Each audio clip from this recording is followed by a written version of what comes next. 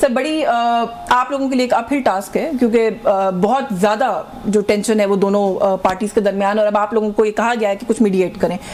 Non starter नहीं हो गया सर आज जो फैसला आया 60 लोगों को मिलिट्री कोर्ट से सजाएं? एक तरफ वो कह रहे हैं कि ये हमारे सियासी असीरान हैं, इनकी रिहाई हो, दूसरी तरफ हम मिलिट्री कोर्ट्स के फैसले और वो भी इतने सख्त सजाएं 10-10 साल कैद बामुशक्कत। तो डोंट यू थिंक ये नॉन स्टार्टर हो गई बात मुज़ाकरात की ऑलरेडी? जी बहुत शुक्रिया यशविन, ये नॉन स्टार्टर बिल्कुल नहीं है। देखिए जो कमेटी उन्होंने बनाई है पेशरफ्त उनकी तरफ से हुई है, और उससे पहले भी सज़ाएं हो चुकी थी, खुद खान साहब को सज़ाएं हो चुकी हैं, उनके मुकदमात चल रहे हैं। सो सज़ा होना या मुकदमात का चलना वो मेरा ख़्याल है कि उनकी जो गुफ्तगू करने की या मुज़ाकरात करने की एक सोच पैदा हुई है उनमें, वो उससे उसका कोई ताल्लुक़ नहीं है। उन्होंने ख़ुद कमेटी तश्कील दी, सबसे पहले उस कमेटी को टास्क दिया कि जी आप मुज़ाकरात करें। उस कमेटी ने स्पीकर से रब्ता किया और ये ख्वाहिश ज़ाहिर की कि जी हम बातचीत करना चाहते हैं। स्पीकर साहब ने हुकूमत से रब्ता किया, हुकूमत ने एक कमेटी बनाई, अपने इत्तेहादी भी शामिल किए। सो एक बड़ा सोचा समझा प्रोसेस है, और अगर ये कहा जाए कि इसका आगाज़ या इसकी इब्तदा या इसका मुहर्रिक जो है वो पीटीआई खुद बनी है, उन्होंने पहले कमेटी बनाई। जी हाँ, तो मैं नहीं समझता हूँ कि ये चीज़ें जो बाहर चल रही हैं, हमने कमेटी के अंदर भी ये बात की, पहली जो हमारी मीटिंग हुई थी उसके अंदर ये बड़ी खुल के बातें हुई कि बाहर बहुत कुछ होगा, कुछ स्टेटमेंट्स आएंगी, कुछ बाहर से आएंगी, कुछ सजाएं होंगी, कुछ हमारी तरफ से तल्ख बयानात आएंगे, कुछ आपकी तरफ से, लेकिन हम कोशिश ये करेंगे कि अपने आप को जो कमरा है उसको हम कॉन्स्टिट्यूशन रूम कहते हैं पार्लियामेंट की लैंग्वेज में, कि उस कॉन्स्टिट्यूशन रूम के अंदर रखें, और बाहर की जो फ़ज़ा है, माहौल है, परागंदगी है, धुंध है, इंतशार है, जो भी है, उसको अपने टास्क पे असरअंदाज ना होने दें। सो मेरा ख्याल ये है कि इससे पहले जो सज़ाएं सुनाई गई या आज सुनाई गई हैं, इनका टास्क पे कोई असर नहीं होना चाहिए, नहीं होना चाहिए। माहौल कैसा था सर? आपको लगता है कि वो जो एक रिजिडिटी है हमारी सियासत के अंदर पिछले 1-2 सालों से, आपको लगता है वो थोड़ी स्टेप डाउन हुए हैं उससे? क्योंकि जैसे फॉर एग्जाम्पल उमर अयूब ने कहा जी मजबूरी के तहत मुज़ाकरात कर रहे हैं, बैठेंगे तो इनकी नीयत पता चलेगी। तो एक इंप्रेशन ये भी है कि शायद दोनों साइड जो है एक दूसरे का ब्लफ कॉल करने के लिए भी बैठी है मेज के ऊपर। कोई ब्लफ कॉल करने वाली बात नहीं है। तारीख यही बताती है, इंसान की जो नॉन हिस्ट्री है, कि जो तनाज़ात होते हैं, झगड़े होते हैं, लड़ाइयाँ होती हैं, कई बरस चलती हैं, कत्ल गारतगरी होती है, बम फेंके जाते हैं, एटम बम फेंके जाते हैं, मामला फिर कहीं ना कहीं आके बैठना पड़ता है। अब हमारी तरफ से तो कोई रुकावट कभी भी नहीं थी, उनकी तरफ से थी। कुछ चीज़ें उन्होंने अपने जहन में रखी हुई थी कि इनसे बात नहीं करनी, या उसकी वजूहात होंगी, मुहर्रिकात होंगे, उनके नज़दीक होंगे। अब वो समझते हैं कि वक्त आ गया है कि बात करनी चाहिए। हम पहले से तैयार थे, बातचीत शुरू हो गई है, और मेरा ख्याल ये है कि इसमें माहौल की जो बात आपने की है, माहौल बहुत अच्छा था। पहली मीटिंग में हाज़िरी उनकी इतनी ज़्यादा नहीं रही जिसके वो असबाब बताते हैं, जनरली होंगी वजूहात। अब माहौल पे अगर जाया जाए तो मैं नहीं समझता हूँ कि हमारी तरफ से किसी सख्त रवैये का इजहार किया गया, या हमने कहा जी कि ये बैरियर है और हम ये सुनना चाहेंगे और इससे आगे ये नहीं सुनना चाहेंगे, या उन्होंने कहा जी कि हमारी ये बात है, अगर आप आज नहीं मानेंगे तो कल हम बात नहीं करेंगे। अच्छे ओपन एनवायरनमेंट में अच्छी ओपनिंग हुई है, और मैं समझता हूँ कि अगर हम कुछ भी ना कहते ना, वो भी अपनी ज़ुबान बंद करके बैठे रहते और हम भी अपनी ज़ुबान बंद तो हमारा बैठना ही बहुत बड़ी पेशरफ्त है।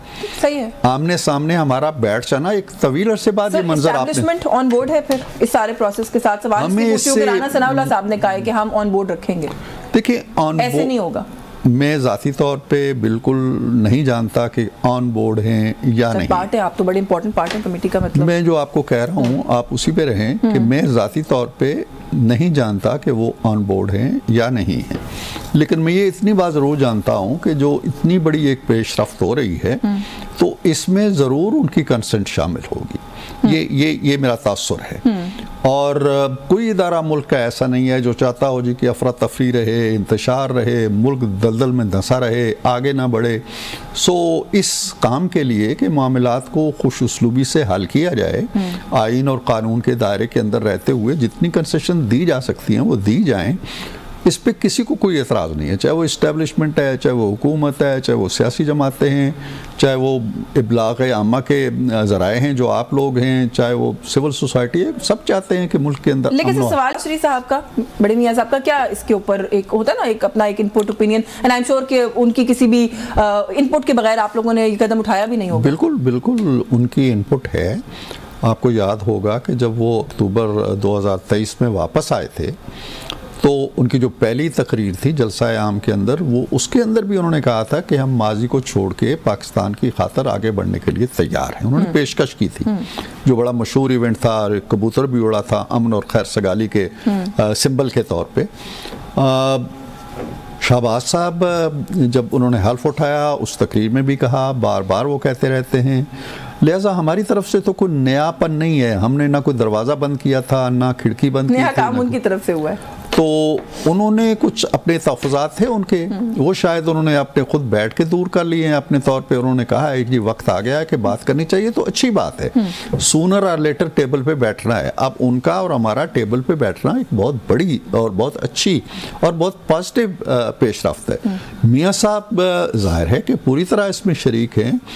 हमारी जो कमेटी बनी है उसके नामों की अप्रूवल वज़ीर आज़म साहब ने ली है मियाँ साहब से, उनकी अप्रूवल, तो लिहाजा ये कहना कि जी फलां शायद इस प्रोसेस में पूरी तरह शरीक नहीं है, ऐसी कोई बात नहीं है। सर, एक राय ये भी है कि इस मुज़ाकराती अमल के साथ साथ कुछ थोड़े बहुत कॉन्फिडेंस बिल्डिंग मेजर्स गवर्नमेंट की तरफ से होने चाहिए, ताकि लगे अगेन कि एक तो आप संजीदा हैं, दूसरा शायद दूसरी पार्टी का भी कॉन्फिडेंस थोड़ा मजीद जो है वो रिवाइव होगा या बहाल होगा। कोई ऐसी चीज़ें हैं जो की जा सकती है? क्योंकि अगेन इसमें ये एक सवाल ये भी है कि आप किसी को लीगल प्रोसेस से फारिग ना कर दें, बेल्स पे ही उनके लोगों को बाहर आने दें जो 2-2 साल से इस वक्त हैं। यही वो बातें हैं ना जो हम बैठ के 2 तारीख के बाद शुरू होंगी, वो डिमांड्स लेके आएंगे। जो बात आप कह रही हैं हो सकता है वो ना कहें या कहें, उसके बाद फिर हमारा रिस्पांस आएगा ना।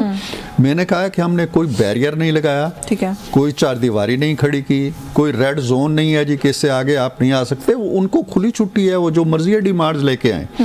अब देखना यह है, वो खुद भी हुकूमत में रहे हैं, अब हमारी हुकूमत है, एक तरह से मखलूत हुकूमत है, इत्तेहादी हैं, तो हम देखेंगे कि कायदा, कानून, आइन किस हद तक हमारे हाथ खोलता है, किस हद तक हमारे हाथ बांधता है, वो उसको अप्रिशिएट करेंगे। वो कोई बाहर के लोग नहीं हैं, सियाने लोग हैं, अच्छे लोग हैं। आप लोगों ने वैसे उस मुज़ाकराती कमरे को शायद रेड जोन नहीं बनने दिया, जैसे आप कह रहे हैं कि हमने कहा है कि हम उस पे रेड जोन इसलिए बन रही है ना क्योंकि बड़े इंपॉर्टेंट लोग आपकी जो गवर्नमेंट के हैं, वो ज़ाहिर पीटीआई वाला होता तो किसी और तरीके से वो रिस्पॉन्ड करते, वो लोग जो है वो बार बार आके ये कहते हैं कि ये XYZ काम ये तो हो ही नहीं सकते, बानी पीटीआई तो किसी सूरत बाहर नहीं आ सकते। तो उससे लगता है कि फिर वो कोई रिजिडिटी जो है ना उसका बार बड़ा हाई सेट किया हुआ है। एक तरफ जो आप रेफरेंस दे रही हैं जी कि कोई कह रहा है कि जी बाहर नहीं आ सकते, बैरिस्टर वकील हैं, तो बहुत सारे लोग हैं। दूसरी तरफ भी बहुत से लोग हैं जो कह रहे हैं जी कि वो 20 दिनों में बाहर आ रहे हैं, 21 दिनों में बाहर अलवी साहब जैसे वो सदर मुमलकत रह चुके हैं। लिहाजा बात दोनों तरफ बराबर है।